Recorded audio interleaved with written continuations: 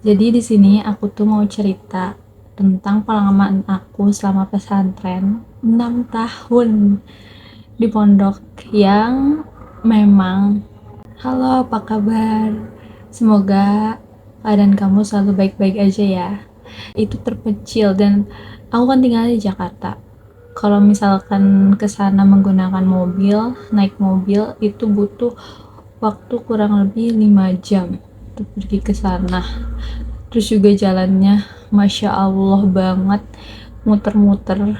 Jadi pesantren aku itu dulu ada di lembah, jadi itu ini lembah tengah-tengahnya itu pesantren aku, belakangnya sungai. Pokoknya misalkan tinggal di sana susah banget buat kabur, bisa kabur cuman resikonya lebih tinggi. Jadi aku itu dulu pesantren keluar SD langsung masuk pesantren. Jadi ya itu mungkin kalau zaman sekarang tuh udah biasa ya, lulus SD abis langsung pesantren. Nah, itu adalah kemauan aku sendiri. Aku nggak tahu kenapa aku dulu pengen pesantren banget.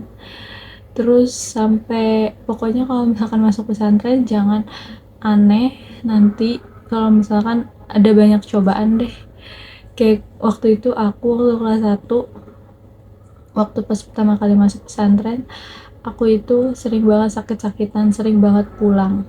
Dan kalau di pesantren itu, kalau misalkan emang sakitnya nggak parah-parah banget, cuman diizinin 3 hari dan terpaksa harus ngaret. Kalau misalkan emang apa sih namanya belum sembuh, jadi terpaksa untuk ngaret gitu. Terus sempat waktu kelas 2 atau kelas 8 SMP itu pengen berhenti karena udah capek. Di pondok pelajarannya susah, karena kan di pondok pesantren itu pelajarannya nggak cuman pelajaran agama doang, tapi pelajaran umum juga. Jadi dua dua mata pelajaran, agama sama umum, dijadiin satu. Dan itu kalau misalkan ujian itu memang harus bener-bener bisa gitu, kalau enggak ya wassalam, nggak naik kelas gitu. Tapi dampak positifnya pas aku masuk pesantren itu, aku bisa apa namanya tahu teman-teman dari berbagai daerah. Teman aku tuh dari Karawang, yang dari Malaysia juga, ada Lembang, macam-macam. Cuman temen terdekat aku waktu pesantren itu cuman ada di Karawang, jadi bestie aku gitu.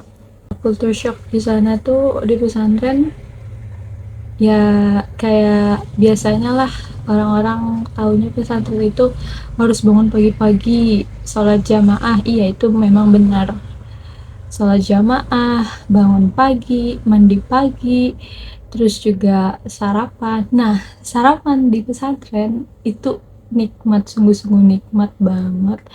Karena apa? Di sana itu kan makannya barengan ya. Tapi waktu kelas 1 pas pertama-tama itu pada bawa piring masing-masing. Jadi ya satu orang satu piring. Tapi kalau misalkan udah kelas atas, kayak misalkan kelas senior gitu, itu tuh biasanya makannya bareng-bareng. Tahu nggak makannya pakai apa?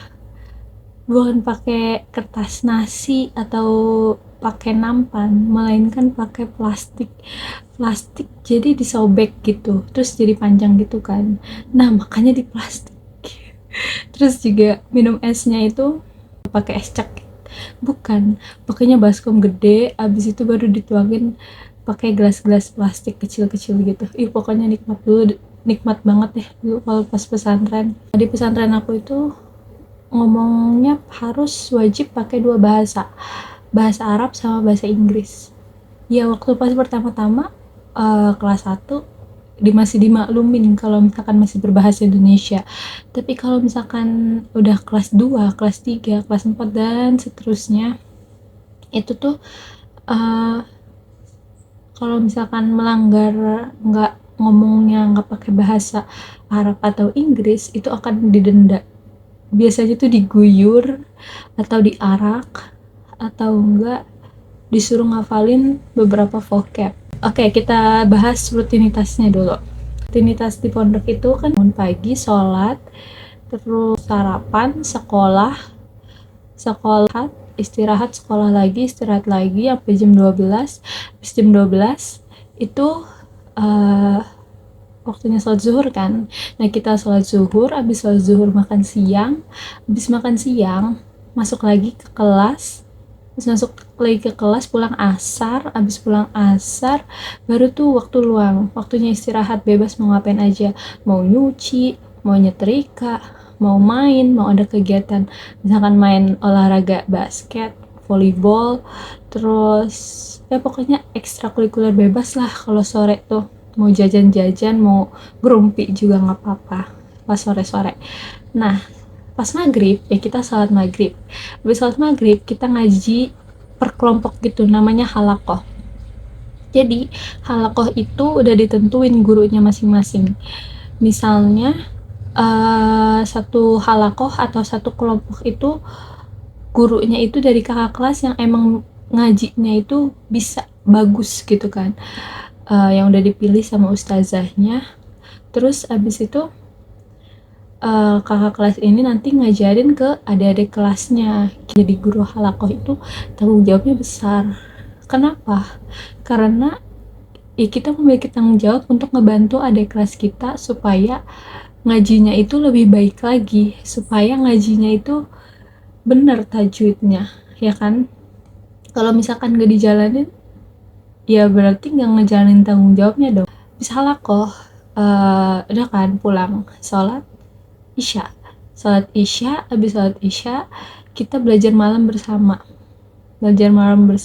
ya kalau misalkan ada PR belajar bareng, misalnya mau jajan-jajan. Cuman kalau misalkan lagi ujian itu tuh difokusin belajarnya buat ujian, jadi nggak boleh jajan, nggak boleh bercanda, pokoknya diawasin. Ada yang apa sih namanya, ada yang ngider, ada yang berkeliling gitu, bagian keamanan tuh biasanya, bagian keamanan sama bagian taklim biasanya dia tuh keliling, kalau terus juga ngecek kamar-kamar kalau misalkan ada yang madol itu maksudnya nggak absen gitu, ada yang absen dari belajar malam itu nanti bakal kena hukuman gitu.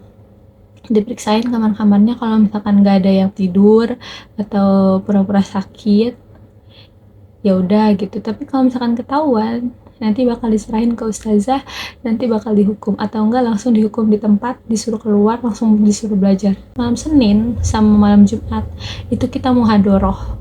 Setiap malam Senin itu kita latihan pidato bahasa Indonesia. Jadi waktu kelas 1 itu kita dikasih teks pidato buat dihafalin 3 bahasa, Indonesia, Arab, Inggris. Terus nanti kita hafalin, disetor ke bagian bahasa. Kalau misalkan lancar ya udah selamat. Nanti pokoknya ada pemeriksaan waktu kelas 1, pemeriksaan udah hafal belum nih apa sih namanya teks pidatonya. Kalau belum ya kena hukuman, jangan suruh ngapalin vocab atau suruh dijemur, ya tergantung bagian bahasanya gitu. Kalau misalkan malam Jumatnya kita itu bahasa Arab atau bahasa Inggris, jadi tergantung minggunya. Misalkan minggu ini itu minggu bahasa Arab, berarti malam Jumatnya itu harus bikin teks pidato dalam bahasa Arab. Minggu depannya lagi itu bahasa Inggris, berarti bikin teks pidatonya itu dalam bahasa Inggris. Di pondok itu kalau misalnya dari SMP terus masuk ke pondok itu biasanya dia 4 tahun extension. Jadi di tahun pertama itu mereka itu mengejar pelajaran pondok yang ketinggalan dari kelas 1 sampai kelas 3. Terus baru kelas 4, kelas 5, kelas 6-nya baru dia masuk ke penyetara kelas 1 SMA yang seangkatan sama dia gitu. Dari lulusan SD ke SMP bebas dia mau sampai kelas 3 SMP atau mau sampai kelas 6. Kalau misalkan emang kamu mau tahu lagi cerita pondok atau kamu mau masuk pondok, pengen tahu gimana sih pondok itu lebih detailnya, kamu boleh request di kolom komentar. Dan makasih banyak buat nonton video ini, semoga videonya bisa ngasih kamu manfaat, dan jangan lupa comment and subscribe. See you in the next video, take care.